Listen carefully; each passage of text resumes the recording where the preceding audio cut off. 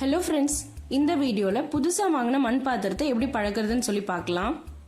மண் பாத்திரங்களை வாங்கிட்டு வந்துட்டு பழக்காம அப்படியே ஒரு தடவை மட்டும் வாஷ் பண்ணிட்டு சமைக்கிறோம் அப்படின்னா சில டைம் என்ன ஆகும்னா மண்ணோட வாசனை வந்து நம்ம சாப்பாட்டில் வர்ற மாதிரி இருக்கும். டேஸ்ட்டுமே கொஞ்சம் லேசாக வேறுபடுங்க. அது மட்டும் இல்லாமல் ஹீட்டு தாங்காமல் சீக்கிரமாக கிராக்ஸ் விழுந்து பாத்திரம் வந்து வீணாக போயிடும். அந்த மாதிரி ஆகாமல் இருக்கிறதுக்கு நல்லா பழகிட்டு யூஸ் பண்ணணுங்க.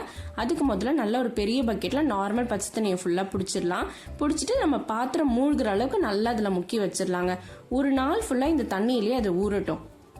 இந்த மாதிரி தண்ணியில் ஊற வைக்கும் போது அந்த மண்ணோட வாசனை சுத்தமாகவே இருக்காதுங்க. மண்ணோட வாசனை ஃபுல்லாகவே கம்ப்ளீட்டாக நமக்கு போயிடும்.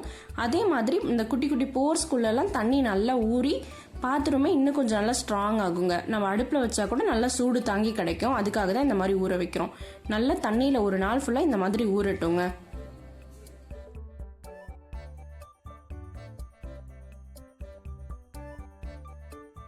இப்போ இது ஒரு நாள் ஃபுல்லாக தண்ணியிலே நல்லா ஊறிடுச்சுங்க. ரெண்டாவது நாள் இதை தண்ணியிலேருந்து நம்ம வெளியில் எடுத்துடலாம்.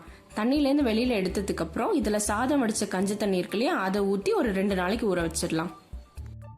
சாதம் வடித்த தண்ணி வந்துட்டு நல்லா இது ஃபுல்லாகிற மாதிரி ஊற்றிக்கோங்க. கொஞ்சம் கம்மியாக இருந்தது அப்படின்னா இது கூடவே தண்ணியும் சேர்த்து நல்லா இது கம்ப்ளீட்டாக ஃபுல்லாகிற மாதிரி ஊற்றி வச்சிருங்க. இப்போ இது 2 நாளைக்கு ஊறட்டுங்க. 3வது நாள் வந்துட்டு நீங்கள் இந்த தண்ணியை கொட்டிட்டு புது கஞ்சி தண்ணி கூட ஊற்றி வைக்கலாம். அப்படி இல்லைன்னா 2 நாள் அப்படியே விட்டுருங்க. இது நல்லா ஊறட்டும். இந்த மாதிரி சாதம் வடிச்ச தண்ணியை ஊற்றி ஊற வைக்கும் போது என்ன ஆகும்னா உள்ளே இருக்கிற சர்ஃபேஸ் நல்லா ஸ்மூத் ஆகுங்க. நம்ம சமைக்கும் போது சாப்பாடு எதுவுமே நம்ம பாத்திரத்தில் பிடிக்காம இருக்கும். அதுக்காக தான்.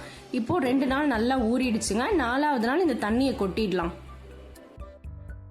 மண் பாத்திரத்தை எப்போதுமே சோப்போ இல்லை லிக்விடோ போட்டு தேய்க்க வேண்டாங்க. அதில் குட்டி குட்டி போர்ஸ் இருக்கிறதுனால அந்த கெமிக்கல்ஸ் வந்துட்டு உள்ளே போயிட்டு நம்ம சாப்பிடும் போது அது ரியாக்ட் ஆகும்.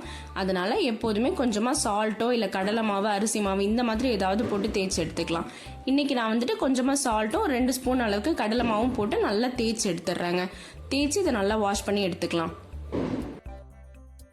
வாங்கிட்டு வந்த உடனே உள்ளே தொட்டு பார்த்ததுக்கும் இப்போ வந்துட்டு நம்ம தண்ணியில் ஊற வச்சதுக்கு அப்புறம் தேய்க்கும் போது தொடுறதுக்குமே நல்லா டிஃப்ரென்ஸ் இருந்ததுங்க. சாதம் வடிச்ச தண்ணியில் ஊறினதுனால நல்லா உள்ளே வந்து ஸ்மூத் ஆகி இருந்ததுங்க சர்ஃபேஸ் வந்துட்டு. இப்போ இதை நல்லா வாஷ் பண்ணி எடுத்துடலாம். பாத்திரத்தை கழுவுனதுக்கு அப்புறம் அப்படியே காய வச்சாலும் சரி, இல்லை கேஸில் வச்சுட்டு சூடு பண்ணி காய வச்சாலும் சரிங்க. நல்லா காய வச்சுட்டு இது ஃபுல்லாக நல்லா எண்ணெயை தடவிடலாங்க. பாத்திரம் கூடவே மூடியிலையும் நல்லா படுற மாதிரி எல்லா சைடும் படுற மாதிரி ஃபுல்லாக எண்ணெயை தடவிட்டு வெயிலில் வச்சு ஒரு 3லேருந்து 4 மணி நேரம் வரைக்கும் காய வச்சு எடுத்துடலாங்க.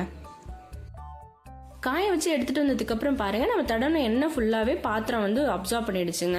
இதுவே நம்ம பழக்காம யூஸ் பண்ணோம்னா சமையலுக்கு சேர்க்கிற எண்ணெயை ஃபுல்லா பாத்திரம் உறிஞ்சிருங்க. இந்த ப்ராப்ளம் இனிமே இருக்காது. அதே மாதிரி நம்ம சமைக்கும் போது கொஞ்சம் கூட மண் வாசனையும் வராதுங்க. பாத்திரத்தோட லைஃபுமே ரொம்ப நல்லா இருக்கும்.